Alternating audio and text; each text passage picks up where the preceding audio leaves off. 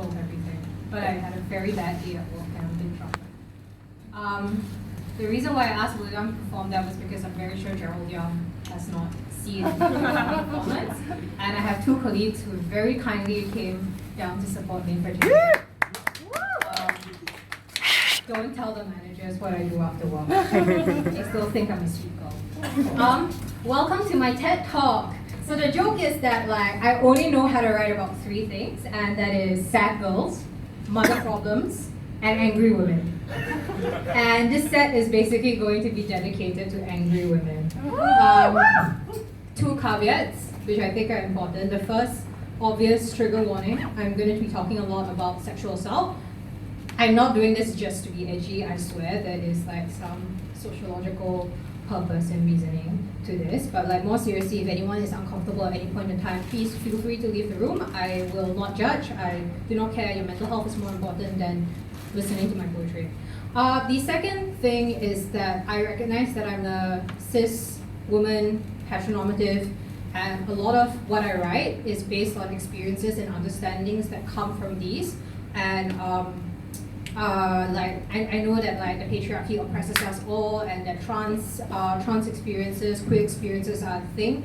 Unfortunately, I'm not the writer to go to for that. There are plenty of other great writers out there that you can come find me for recommendations afterwards, some of which are in this room. So go to them for that. This is entirely cis heteronormative woman. Yes. Okay. Recurring theme in Greek mythology is that a woman gets raped by a god. Other recurring theme is that woman gets cursed by a god. For example, Poseidon is a sea god who rapes Medusa in the goddess Athena's temple, and then Athena gets pissed off because she doesn't like sex in her temple, and then she decides to curse Medusa to have snake hair and basically turn people into stone with her eyes. Medusa then gets her head cut off by a hero. For Medusa, yes, I know what it was like to be split open in a place you thought was a temple. And yes, I know the curl of your body as another woman loomed, a gorgon who only moved to spit at your pain, the venom of her words as she cast you out.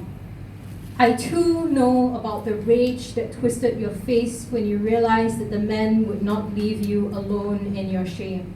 How they tried to pull you from your cave head first. Your hair twisted and hissed, but no one would bind you with your locks again, and then they called you monster. Medusa, your name meant protector, and I know that was all you were trying to do for yourself.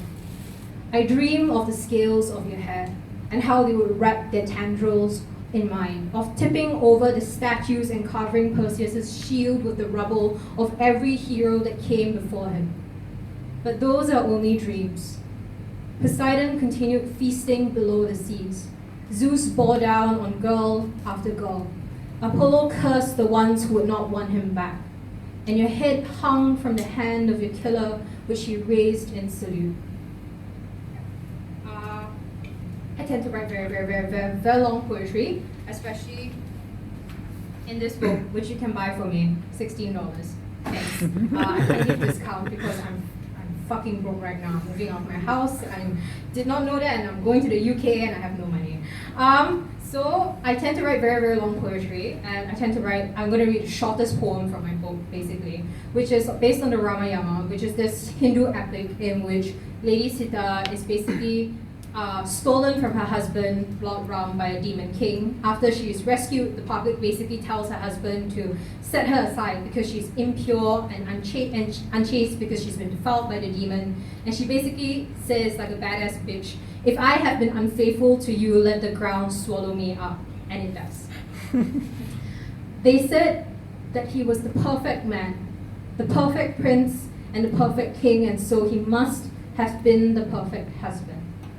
For look, he could lift Shiva's great bow unstraining. He was very beautiful.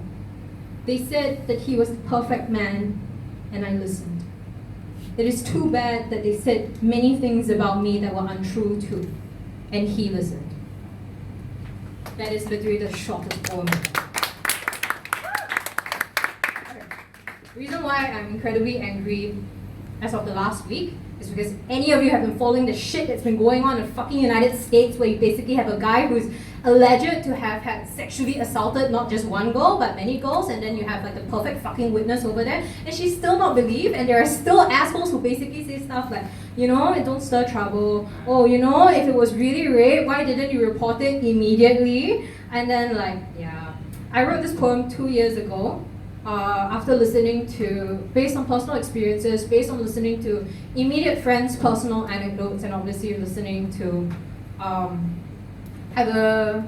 reading a lot, and it's still stupidly, painfully relevant. But the patriarchy is dead. As a child, you are told that the love of a woman would always be able to change a man. Kiss enough toads and you eventually get a prince. Enough kindness and beasts are eventually transformed into men, so you settle for a building project, thinking he might change. But how does he when no one once expected him to? Always you are told to sit, legs crossed, mouth shut, folded in, small and tight, while the man next to you on the bus spreads his legs past 3 seats. Your parents teach you to hate the body that they gave you. 10 years old and you are already using skin bleaching creams. 15 and your mother hands you the cellulite cream, but the war is over. Boys will be boys, they will say that golden excuse when your classmate pulls your pigtails, destroys your art homework, when they don't turn in their homework, but you are scolded at longer and louder for having ugly handwriting, a boy's handwriting, when your brother leaves his laundry on the floor, dishes in the sink, and you are the one to have to clean it up. One day your father shouts at you and says that the love of a mother is the only unconditional love there is. But the war is over. People keep forgetting that abuse is not always about curled fist and battered petal skin. It is not even always about raised voices. It is about learning to swallow the word no before it can round your mouth. It is about learning that to love means to sacrifice, which means to give and to give in, so this is what you do. You cannot call your parents cruel for saying only the things that they know. So you listen and you begin cutting off pieces of yourself, so you tell yourself you fit. You start with the small things, your voice, so you keep small and quiet even while questions crowd out the peace at meantime. You throw away your makeup because he tells you to. Give away the clothes he says too short or too tight. A boy tells you he only dates girls with long hair, so you let it curl past your back, hoping it will tangle itself around him. Someone mocks a girl for her ugly eyebrows. You tell him to stop. Tell him that her eyebrows are her business and not his. You try to explain microaggressions, but all he does is say, like, how dare you call me a misogynist? But a joke is a joke, right? And why do we have to care about everyone's feelings now? His friends applaud his wisdom and he puffs. Meanwhile, your tongue has forked into 1,000 blades so you can rip him apart for his height, his weight, his stupidity, so you can feel 1/10 of the pain that you have ever felt, but you swallow down the sharp words so they cut their way down your throat, because this is what you have learned to do. You read somewhere that we only ever choose the love that we think we deserve, but it doesn't feel like you have very many choices. Your boyfriend says, please. You say, no. He says, but baby, all I want to do is show you how much I love you. He does this until you give in, because this is what you have been taught to do. One day, a friend of yours corners you stinking of whiskey. You cry and he asks you to stop. He doesn't. Afterwards, you refuse to speak and he says, God, woman, when are you going to get over it? You feel bad because his wounds sound real to you, so you reach out with the open palms that life has taught you to have. Months after, he apologizes and says he only ever wanted to hurt you for not choosing him. You can only smile and apologize because this is what you have been taught to do. War over. Yeah. I have not performed that poem since the first time I did it 2 years ago. Wow. Okay, something more lighthearted. Yeah. I tried. Everything I write is angsty. To the boys who low-key stalk our Instagrams. Dedicated to, no, never mind. You think We don't notice. We see it. We see everything. The way you like a photo from 3 years ago. The way you like every photo we have put up in the last 3 years. The way you sad react when we change our relationship statuses to somebody who is not you and change it to a heart when you realize that we are looking. The way you always happen to be standing next to us with every group photo. How your hand inches down our backs. The way you always say things with just enough deniability so we can never tell you to stop. How you call us Shobu every time, as though pretty was the only thing that mattered. How you say it was just a compliment. The way you blink and say, stop being so full of yourself. So we let the discomfort creep. But you like that, don't you? I regret it. I regret every time I told myself that he was just being friendly, so I let one more hand rest on my thigh. I regret every fucking shoujo manga I ever read that told me the most romantic thing a guy could ever do was to keep going even though we said no. Because true love has to be fought for, right? Even if it means fighting the one you claim you love. I regret every outburst I never gave birth to because I was afraid of making a man squirm the way I did. Where is my next page? Wow, where is my next page? Okay, that was it. Yes, that was it.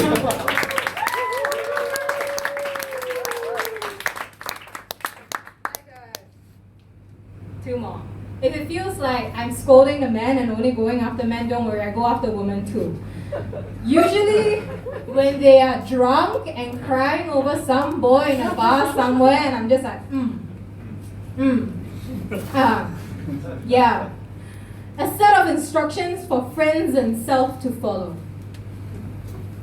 He lied. If he loved you, he would not have left you. If he loved you, it would have mattered what you felt.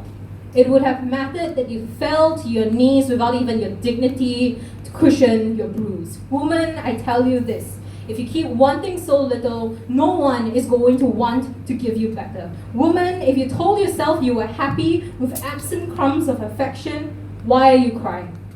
Do not cry. He might pity you. He might even offer soft words of comfort. Do not cry. His sorries are worthless. His I missed yous are meaningless because the only part of him he shows you is still his retreating back. Get up. He will not be back just because you stayed until your kneecaps cracked while waiting. Get up. He might have taken your heart, but he left you your spine. Stand. I am not the friend people call when they are drunk and sad.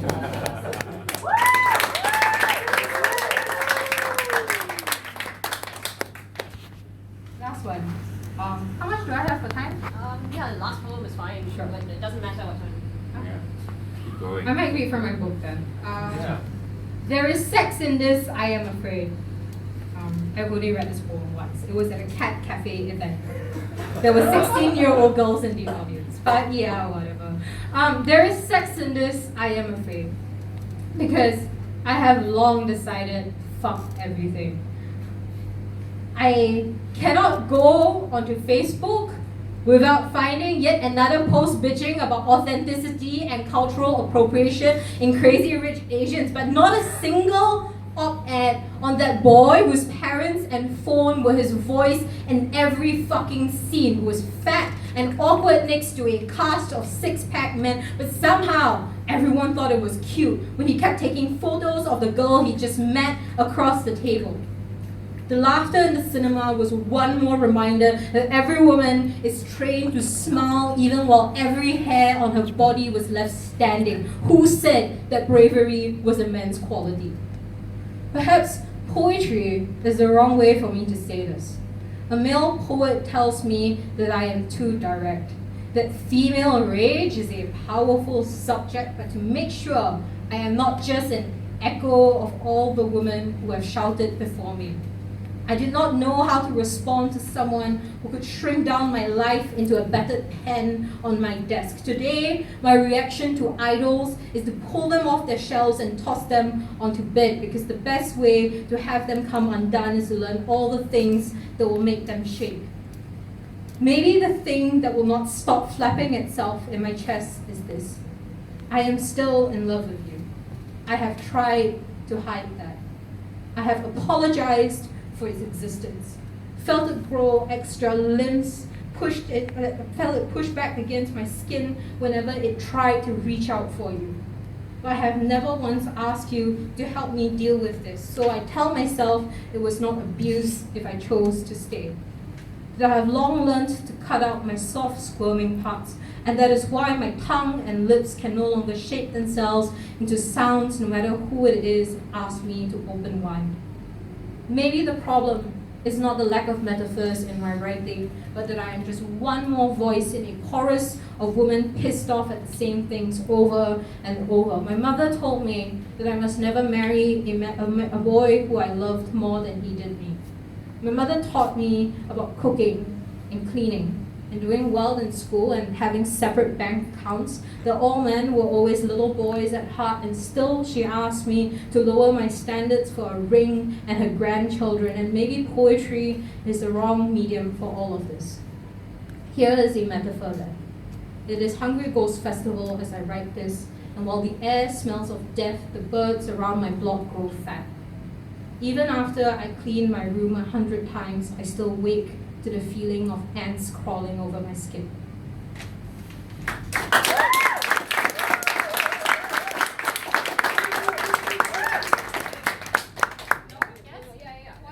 One more. Yeah, Okay. encore.